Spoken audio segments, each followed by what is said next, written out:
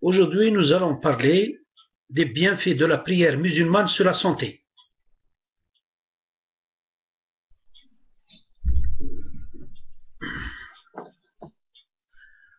La prière, as-salat, est un acte d'adoration à Allah obligatoire pour les musulmans. Elle est pratiquée 5 fois par jour.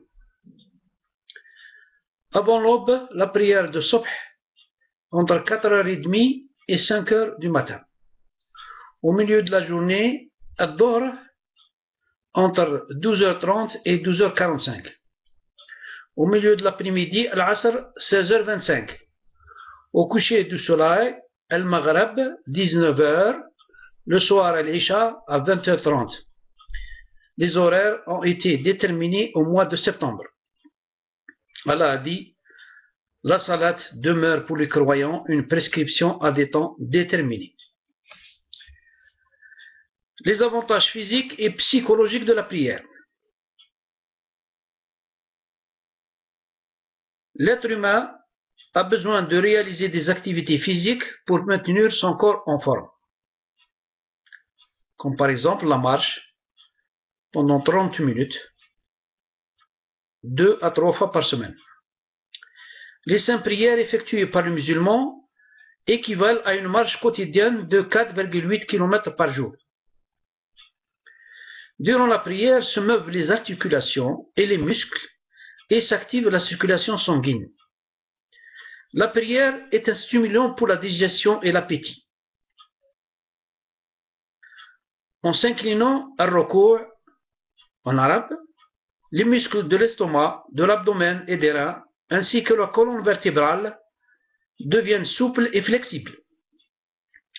Ça soulage le mal de dos et la douleur. Cette posture réduit les flatulences. Qu'est-ce que ça veut dire les flatulences? Accumulation de gaz dans le côlon. Lorsqu'on revient à la position debout, après un ruku', le sang qui était dans la partie supérieure du corps revient à la normale et le corps est détendu. En conséquence, le sang emporte les toxines et libère les tensions. En se prosternant, as-sujoud, cette partie du corps touche le sol dans notre front. Il y a réduction des maux de tête, des spasmes, du fait que les charges électrostatiques provenant de l'atmosphère, concentrées dans notre système nerveux central, sont dissipées. Par le biais de notre front, en contact direct avec le sol, les charges électrostatiques sont évacuées vers le sol. Lors de la prosternation, as-sujoud, le sang parvient au cerveau engendrant un effet bienfaiteur sur la mémoire, la vision, l'audition et la concentration, ainsi qu'un nettoyage des toxines mentales. Les bienfaits des ablutions. Avant d'entamer la prière, le musulman doit faire ses ablutions. Le prophète Mohammed sallallahu alayhi wa sallam dit: quand le musulman fait ses ablutions et se lave le visage, tous les péchés commis par ses yeux tombent avec l'eau. Quand il se lave les mains, tous les péchés commis par elles tombent avec l'eau. Quand il lave ses pieds, tous les péchés commis par eux tombent avec l'eau.